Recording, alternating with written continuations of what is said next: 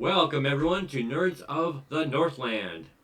I'm Jacob LeRoux, And I'm Joe Mosier.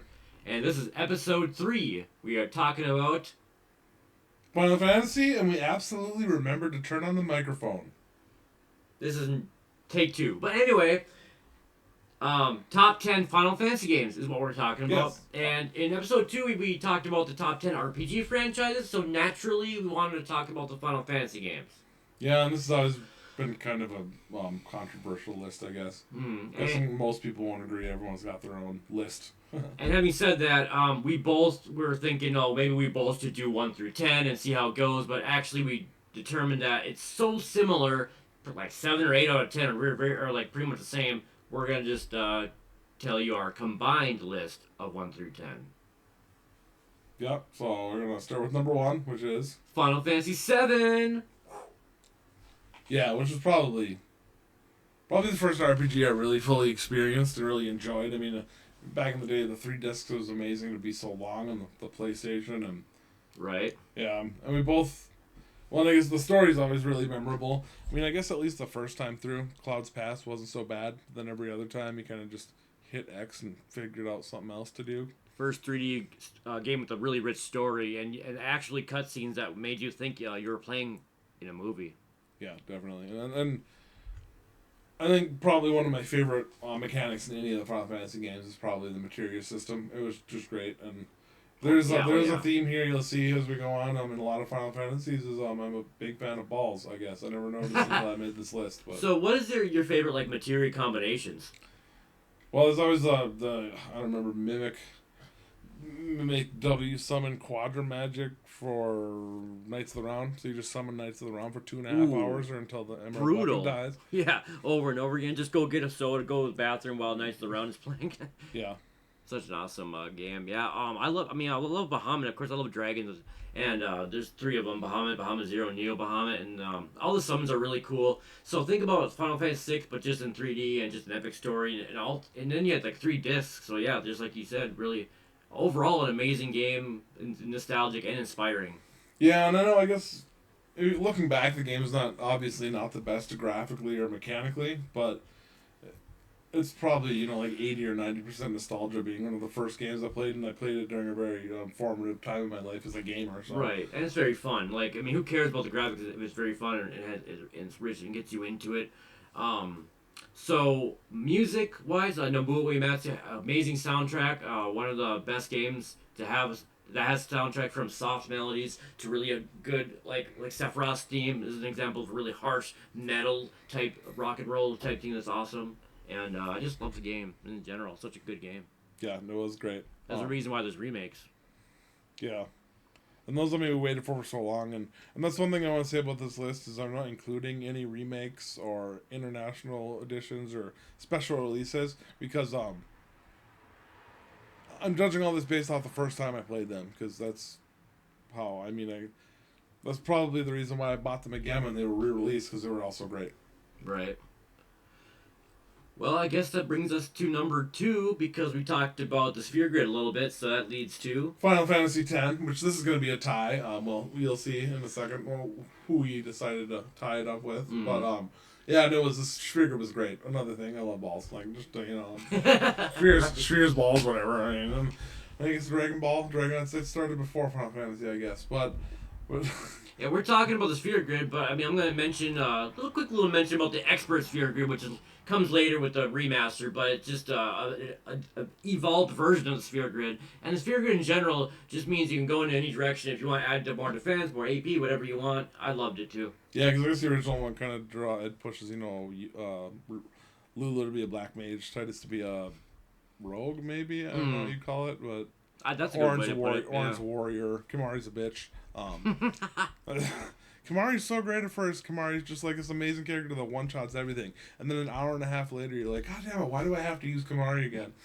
Right. But it was such a, yeah. But and the story, I guess, I'm joking, but the story was definitely really epic and engaging, yeah. And, so good.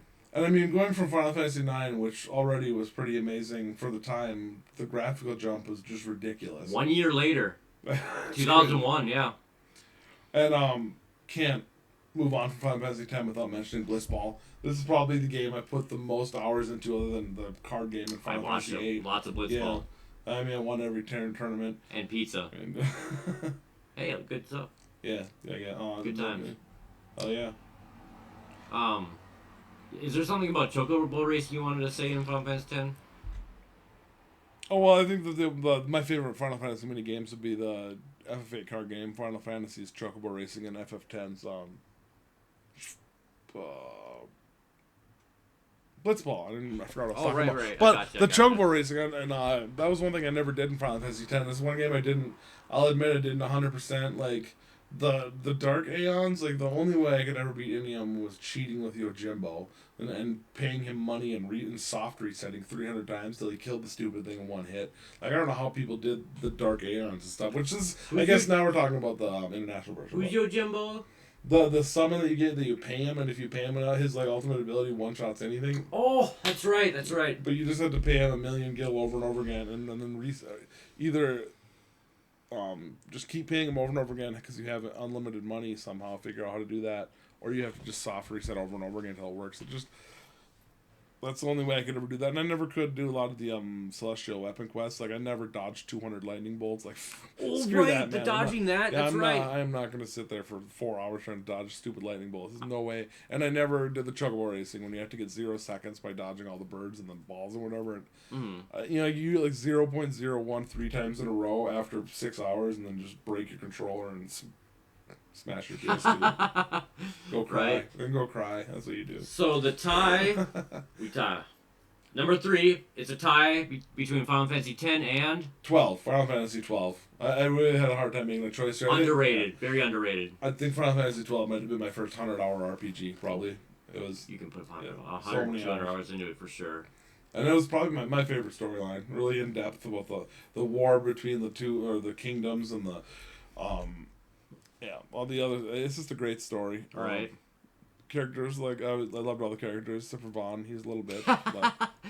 It's memorable, the waterway at the beginning, and just Esther Sands, and just very, very good time. When the quickenings, amazing. There's such cool battle animations and stuff. I actually liked the licenses.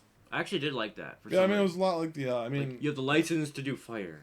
Yeah, and it was cool to have. Well, I guess that's the international version. We'll talk about this some other time. But another thing I really liked was the chaining system, which I remember spending hours on one of the mines. I forget, Lucid, or one of the mines where you get deeper in later on in the game, in like the secret area where you could get chains up to like 500 skeletons and just go crazy and get. That was basically how you got all the gil you ever needed and all your levels up. But I spent hours doing that, and I feel like the chaining thing, seeing the number in the bottom corner, really made it feel a lot more rewarding. Nice. Hell yeah. And the side quests, of course, all the hunts. Those are pretty amazing. Oh yeah, the hunts, and then I have 3 at a time, and then you're like, oh, I want to get away from the main story, so I'll just do a hunt and get some cash and get some experience. Yeah, and I have to say, I defeated Yazimat on the original release on the PS2 before they nerfed it in the remake, so it took me like 6 hours at level 99 to beat the stupid thing. Pro RPG player raw here. Well, even at level 99 to get to a point where you were going to die if you didn't run away, and you could get to a certain place where you could heal yourself and it couldn't hit you, but if you went like a step too far, it would heal itself fully. So that'd mean like if it was at 1 HP, it would heal itself 100 million or whatever. Well, you need to do it all over again. I feel it. Yeah, but I did it. And also, Fran, I feel like may have made me sexually attracted to rabbit human hybrids. Oh, well, hey. Rabbit human. Yeah. So, next we're going to go back in time to our first game we ever played. Well, ever played seriously, I guess. Yeah, Final Fantasy VI. And I think when I first played it, I wasn't old enough to appreciate it, really.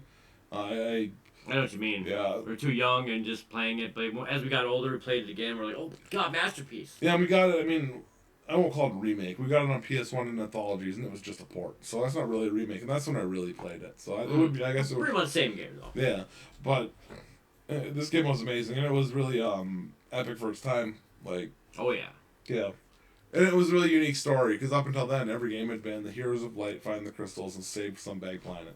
Like, that's always how it's been. It was always fun, but This one they had like the relationships with the Figaro brothers, and there was the war and resistance. And that leads to the characters. You got so invested into these sprites, these characters. Each one had their own personality because of the dialect, because of how you read it, and that was actually pretty common on Super Nintendo. But that was one of the best games on the Super Nintendo. For that. Yeah, and you get 20 or 30 hours of storage of this character. Oh yeah. And then you think the game's over, and then it explodes, and everything goes away, and then you have to go find all the. You don't have to. You can go just beat the game as one person, which I don't know if that's possible. I'm sure someone's done that on a stream or something, like immediately gone to Kefka, but I never tried that. And you have to go. You go find all the people and learn more about them, more about their past. It's interesting. Hell yeah, dude. One of the best games on the Super Nintendo, besides Mario RPG, Breath of Fire, but, everyone says it's pretty much the best, before Final Fantasy VII, of course. Yeah, and all these are great, but the Final Fantasy VI was another one, the soundtrack, just epic. Right. Oh, man. So, I guess we can go to the next one now, which is a game I have not beat all the way, but I know enough of, and do enjoy it a lot, and it's called... Final Fantasy VIII. Yeah. I thought this was almost a tie too, but I think 6 deserved its own spot. So. Yeah, right on. I agree. Yeah, and this game was a lot different mechanics, different battle and magic system. Tron Junction. Yeah, and a lot of people didn't really like it, but I feel like it was a lot. Understandably. Yeah, and if you really thought about it, I feel like it was kind of like Materia with all the balls. Mm-hmm. They just wanted to do something different, like Materia, or something like Materia, but different. And it took me a little bit to get used to, but once I got used to it, I actually really enjoyed the junction system. Yeah, this was the first time that this is maybe the only. I don't know if they ever did it again in Final Fantasy, but the enemies scale with you, so you can't just over level and beat everything. That was a little weird in that game. Not weird, but I mean it's just different. Yeah, but then you learn you have to be smart and find the right magic to junction to the right abilities and get the right abilities without leveling up too much. Which also was cool, having the Guardian Forces, which had that was kind of cool having that mechanic. With the Guardian Forces, with their own leveling system and their own abilities. That was kind of cool. Right. Oh yeah. As the GFs, the summons, you can control them and have their own abilities. Rather than just doing one big attack, you actually have them on your side. And I think almost from 8 on, well, not 9, but 8, 12, the Espers really became more of a part of your party rather than just one attack and go away. Right. Then you gotta mention the card game. Definitely. That's something I have not played it much of, so... That and Blitzball are probably the best mini games they ever made in a Final Fantasy. So what was your favorite thing about the card game? Well, really the best thing about the card game is you could win all these cards, and eventually it was rewarding because you could get card mod and turn the cards. Well, technically, if you did it right, you could get 2 cards. That would get you 2 items. One made you invincible for 3 turns, the entire party invincible for 3 turns, and Aura Stones. So you could just use Aura Stones on all 3 party members in Holy War on the final boss, and just use overdrives over and over again. That's the only way I ever beat the game. I don't know any other way to beat it. But basically, it just makes you invisible. It makes you invincible, and your only attack you ever use is limit breaks. I'll have to think about that if I play a game again, yeah. But that's what I liked about the card game, is they gave you a reason to play. It wasn't just like, oh, play this fun card game on the side. They're like, no, eventually, you'll get rewarded in this part. But there's also cool because they made it parts of the game where you had to like lose a certain card to a certain person. That was kind of interesting.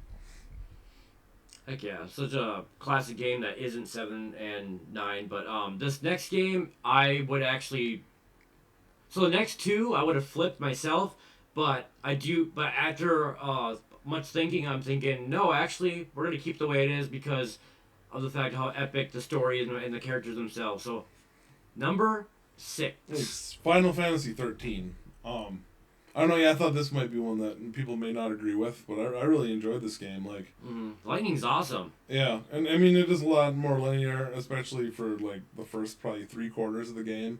And once you get to a certain point, though, it really does open up to you. I mean, it's not exactly an open world, but you can really go wherever you want. Think about Final Fantasy X's linearity and really epicness mixed with Final Fantasy VII characters. It's its own game, but, like, think of it as that. So... there is a reason why there's a 13.1, 13.2, and 13.3. There's a lot of people that do like it, and it does deserve the spot. I mean, it is really good. One thing I'll never forget going off and grinding the giant dinosaurs for items, like fighting just like a dinosaur the size of a skyscraper. It was so cool being fighting that. And the battle system was really interesting. I felt like it was kind of like a mix of FF12's licensing system mixed with jobs, which Yeah, it was interesting having like a Ravager and then this, and it's like, whoa, cool. It's like, it was different. They actually made something different. Yeah, and it was interesting because it made you kind of focus on only controlling the main character of the party and letting the other people do what they did. And FF12 was like that too. Once you got enough gambits and figured out how to make that work, some people never did. They just stayed. Some people played it through FF12 and manually controlled every character, but I don't know. You don't really need to do that once you figure it out. Right. Nothing much more to say about 13, but if you play it, you'll know what we mean by how good it is. And it's the first one on the, like, I would say the PS3, Xbox 360 era where we saw better graphics. And it was the first game, kind of like how 7 was for PS1 and 10 was for PS2. 13 was that for PS3. Yeah, there's definitely a major format change between 12 and 13, and it kind of stayed. That's kind of what we still have today. I mean, I guess I really haven't played 14 and 15, so I can't really say much to judge them, but... I would put, this is where I'll put the honorable mention, because Final Fantasy 15 is pretty good. And we are around number 6, 7, so it's not top 5, but definitely a really good game if you play it. So I'll leave it at that for now. Yeah. The next game, number 7. That would be Final Fantasy Mystic Quest. One of my favorite games of all time, and I do speedrun it on twitch.tv/CosmoRetro sometimes, but mainly in marathons only now because I can't stand the RNG. But it's so good. The music, the soundtrack to like from the ice area to the fire, the volcano is the best. The battle music is really good. The music is so good, and the Japanese made this game for us dumb Americans in 1992. But guess what happened? Americans are good too. So they realized that the world is just good at RPGs. Yeah, that was before RPGs really came to America. I mean, we didn't have much during that time. Early Final Fantasy, and this is actually one Final Fantasy on this list that I didn't really finish front to back. I mean, I actually had to go back and play it again. And there was plenty of places I could play it. But it was interesting. The battle UI was interesting with the visible HP, and you can only have 2 characters on the screen at one time because they're pretty simple game battle system, but it's one of those just fun get through it type games. Yeah. Yeah. For sure. So I guess 7 was one I didn't really play much of. We can move on to 8, which was probably the other way. I don't know. Jacob played much of this one. I haven't played much of this one either, but I know how epic it is, and I've seen it many times. So it's one of the best NES RPGs of all time. And this is Final Fantasy 3, and I think this is the one they remade in 3D for the DS, but I never played that version. It looks weird. I understand that, and that's the only really I played, but I have watched the original. Yeah, taking a 2D game and transferring it to 3D is just, I don't know, it just freaks me out. But I'm talking about the Pixel remaster personally, because before that we never really got a sprite-based release in America, and I never took the time to find a translated ROM to play in an emulator, so I never really got to play it to Pixel remaster. But once I played it, and it was a fun game. I had a lot of fun, and I'm like 30 hours in, and I realized like this is a Nintendo game. Like how did they? And looking into it, this was like technical marvel because they crammed every little tiny bit of data they could get on here, and they like reused some of the environments and enemies, so they didn't have so it took up less space. And I mean, yeah, it's a really big game, surprisingly big for a NES RPG. What was the 4 jobs you like to play as? Well, warrior, white mage, black mage, and I could never choose. Monk was I always really like physical damage. Right, monk's good. Yeah, I never used bard because why? Just dancer, why? Why bard and why? I don't want a bard or a dancer. Go away. I want to sing at my enemies. Viking was kind of cool because they use axes and hammers. Oh wait, what does the bard do? They sing, right? They sing, yeah. Yeah. Blah blah bleep. Well, number 9, not on purpose, but is Final Fantasy 9. Yeah, I know a lot of people probably think this should be higher, and for me, like, I don't know, I missed this one for some reason. So I didn't actually play this game until recently, and it was a great game, I really enjoyed it. Like, I mean, especially for its time, like, I can remember watching other people play it, and, like, there's the video with Vivi fighting I forget what the big black mage is called, his enemy, he's, like, blows it up with a fireball. It was really cool. And for the time, the graphics were amazing. Right. I only played halfway through myself, so that's why, probably another reason why it's not too much higher, because me and him both haven't really played as many hours as we should, but we do know pretty much everything about the game and why it's like a blend between classic, and this is what they were trying to do, and a modern style, and they did a really good job blending both. Yeah, and like when I play 100%, I did everything. Like, The Chocobo quest is really cool, the hunting and finding the treasure, and all that's on upgrading your Chocobo and stuff. Oh, you did 100% again. Yeah, I mean, well, I'm sorry. Yeah. I'm the one that didn't play it as much. My bad. And I always heard, like, I went to do Ozma, and I did so much for preparation. There's a special boss you can beat to, like, make Ozma less powerful. And, Okay, cool. And I leveled up super high, and everyone said Ozma was the hardest super boss ever, and it was going to take me multiple tries no matter how strong I was. And I beat it so fast, it was like, I laughed. Like, it was ridiculously easy. I don't know how. Maybe they changed it when they released, because I played on Nintendo Switch. I don't know. But it was great. But the one thing also is, I don't know, some of the Nintendo Switch ports have their issues. It was choppy, and it ran at like 10 frames per second on the world map. It was really annoying. So you had to put it into, like, because you had most remakes, you had the ability to put it into turbo mode. You had to on the world map, or it was just like, it was so slow. It was infuriating. But all that aside, it was really great. Yeah, amazing game otherwise. Yeah. I was kind of disappointed with the card game though, because I mean there was a lot of quests that made the cards seem like, oh, you can get the ultimate card, but they never gave you any reason to play cards. You didn't get any items for it. You didn't get any like, you didn't even get achievements. They didn't even give you achievements in like the newer games for the card game. So I just never played it. So you really liked the card game in 8, but not really too much played it in 9? No, I mean, in 9 it was cool, but 9 was a lot more confusing. 'Cause 8 was a lot more straightforward. It's Gotcha, number to number. This one was just, you had to like memorize how much power the card had and what it was pointing at. It felt kind of random, actually. Do you think if they would have kept the same style, it would have been better? Yeah, definitely. They should have, like, Blitzball, and they should have made like standalone mobile games for Blitzball and Triple Triad. That'd be really cool. Just Triple Triad on my phone. Heck yeah. Yeah. Well, number 10. I guess this is the end, and these lists are always hard because you get to the end and then all of a sudden you think of 10 other games, and I don't know, this could probably change sometime, but I had to put this somewhere. Right. And that's Final Fantasy Tactics. You can go, and then I'll take my number 10. Yeah. Okay. Yeah. So yeah, our 10 is gonna be different here. We're gonna throw a little wrench in here. My number 10 is gonna be Final Fantasy Tactics, because I think I never really played strategy RPGs. Except for the Shining series, Shining in the Dark, Shining Force 1, 2, and I think 3 is on the Saturn. I've only played it emulated. I actually think I have it on I have a Wii over there with a game that I owned legally before I ripped it onto my Wii. I should stop talking. But it was a great strategy RPG, and really it was like, I don't always like strategy RPG, but they made it really... it sucked me in right away, and I really enjoyed it. And they had like cutaways to CG videos and anime that made the game really cool, because I played it on the PS1, which I think maybe that's where it came out. I played it with Final Fantasy Anthology. So shout out Mainstun. Yeah, and they had a great story to go along with it. It wasn't just for the battles. Like, that's what I liked about Fire Emblem, and that's why I played Shining Force, because they at least had a story that was engaging. Games, You had to go along with it. And they also had those I forget where it was. There was a battle with the wizard or whatever that.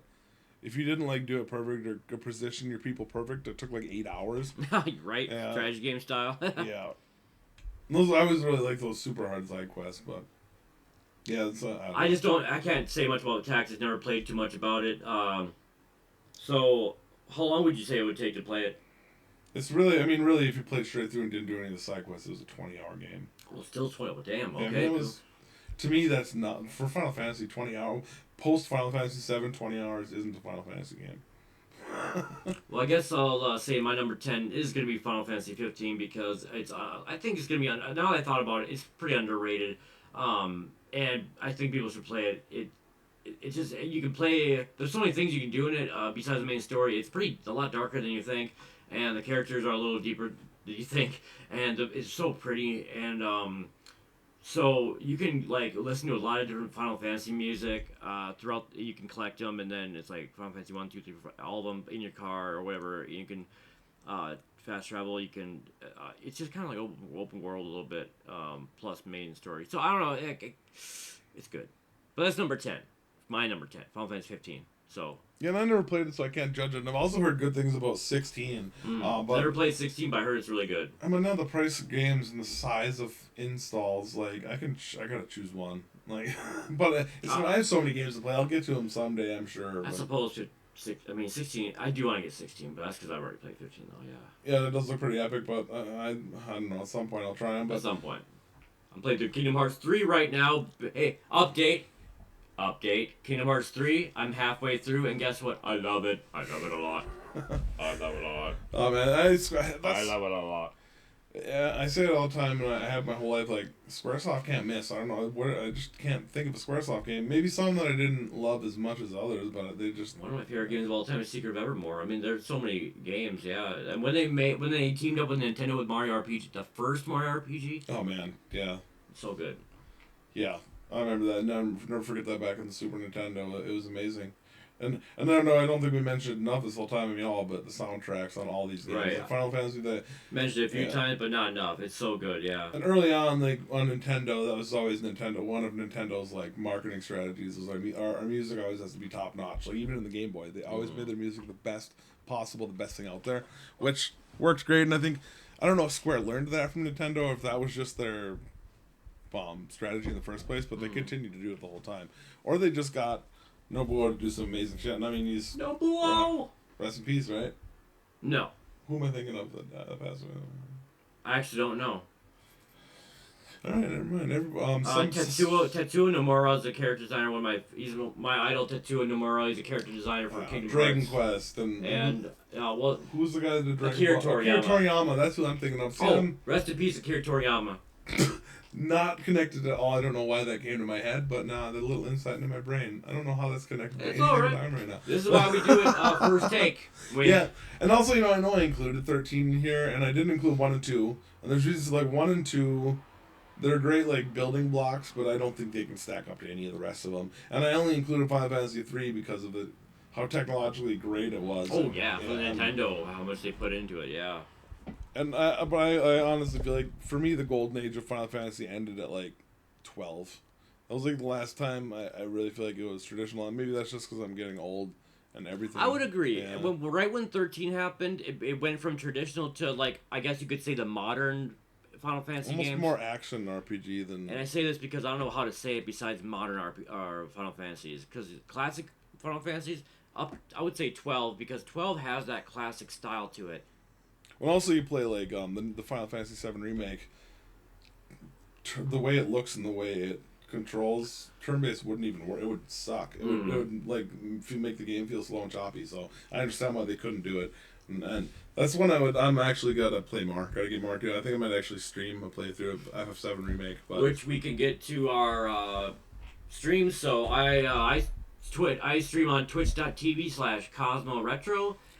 And I am at twitch.tv/JMosier89. That's JMOSIER89. And I have a game coming out called Dream Daisy that's going to be out in about, I would say within the next month. I would say mid-October to end of October. So it's a 2D RPG that's, I would say kind of open world, kind of not. But you can get through the game in multiple ways. But it's traditional RPG style with newer elements as story-wise. But I hope you guys enjoy it. I just wanted to shout that out. And should be great. Looks awesome. Thanks, man. You're a part of it too. And so, Nick, I hope you all have a good week. Next week, I think we'll figure it out, but we're gonna do either another top something or something completely different, and we'll see. Yeah, our plan was to plan 3 or 4 episodes ahead, so we didn't have to I did do it last minute every week. But that's not what happened. So. Yeah, and if you have any suggestions, honestly, like, I mean, we're ultimately we're just gonna do what we want, But if sometimes we just want more ideas, and if you want to send us any ideas of, don't send us like, oh, talk about butts, Well, now they're going to. I would. Okay, you can send us that. We'll see if we actually make it like that. But it's kind of cool because we've been best friends. I just want to say this: we've been best friends a long time, and it's nice reconnecting. I know I have like college and stuff going on, but it's such a really really cool side thing to do. Just to hang out too. We're also like actually hanging out, and we only do this when we're like, okay, well, want to do this now? It's not like this is the reason why. This is just kind of part of it.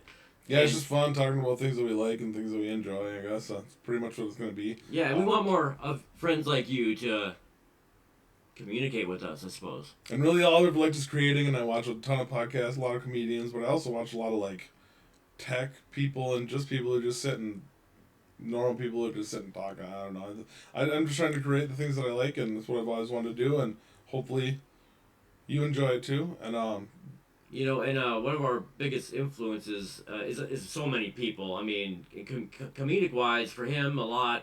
I'm not a comedian, but I'll say I like a lot of them, and Joe Rogan, Big J Okerson is I would say podcast wise are my biggest influences for this podcast because of how real, how they just talk, and it's just and for Big J, he talks, but he has this kind of he's witty, very very witty, and I like that.